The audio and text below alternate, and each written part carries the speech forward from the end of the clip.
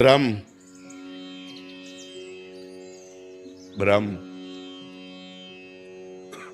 भ्रम करता है। ब्रह्म, ये सारा संसार ब्रह्म में भ्रमित हो रहा है। स्वप्न में आपने कभी स्वप्न देखे?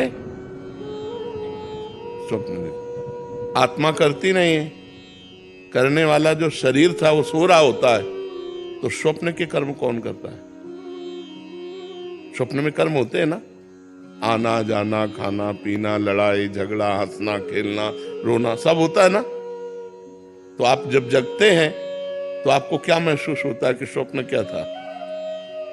क्या महसूस होता है? स्वप्न था, ब्रह्म था ना, भ्रम था, वो सत्य नहीं था। लेकिन ये कब जाने? जब आप जग गए। उस समय तो आपको नहीं पता। उस समय तो यदि हम गिर रहे हैं तो गिर रहे हैं, पिट रहे हैं तो हम पिट रहे हैं, भूखे हैं तो हम भूखे हैं। जो भी हम देख रहे हैं उस समय में सत्य भास रहा है, लेकिन ना शरीर कर रहा है। आप ध्यान दीजिए, शरीर सैया पे सोया हुआ, बिल्कुल कोई कर्म नहीं कर रहा, ना आत्मा कर रहा है, क्योंकि आत्मा प्रकाशवान है, वो करता है। तो कर्म हो किस कर रहा था?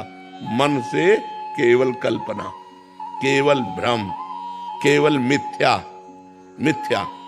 तो भगवान शंकर का अनुभव, उमा कहूं मैं अनुभव अपना, सत हरि भजन जगत सब सपना। ये पूरा संसार क्या है? स्वाप्निक है। ये कब जानोगे? जब ज्ञान में जग जाओगे। अब तुम्हें उसकी व्याख्या बता रहे कि कर्म किससे होते हैं। 3 गुण हैं, सतोगुण, रजोगुण, तमोगुण। इस माया की प्रेरणा से पूरे 3 गुणों का प्रभाव अंतःकरण पे पड़ता है। अंतःकरण में मन, बुद्धि, चित्त, अहंकार होता है, उसी से कर्म हो रहे हैं। आत्मा प्रकाशक है, पावर है, आत्मा महापावर है, जो माया का भी संचलन उसी से हो रहा है, और माया के संचलन से इनका कार्य हो रहा है। ना आप करता है ना ईश्वर करता है, पर आप करता बन गए। भ्रम से आप करता बन गए, लेकिन स्वप्न में हमने उसको परास्त किया।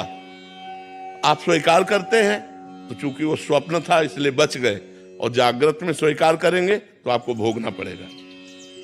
आप जागृत में स्वीकार करते हैं, मैंने ये खाया, मैंने ये पिया, मैंने ये किया, मैंने ये देखा, मैंने ये सुना, मैं ये करूंगा, मैं ये कर सकता हूं। यही अज्ञान आपके जन्म मरण का हेतु है। अजन्मा होने पर भी, अजन्मा और अविनाशी होने पर भी मरते हो और बार बार जन्मते हो, इसी कर्ता भाव को स्वीकार करके।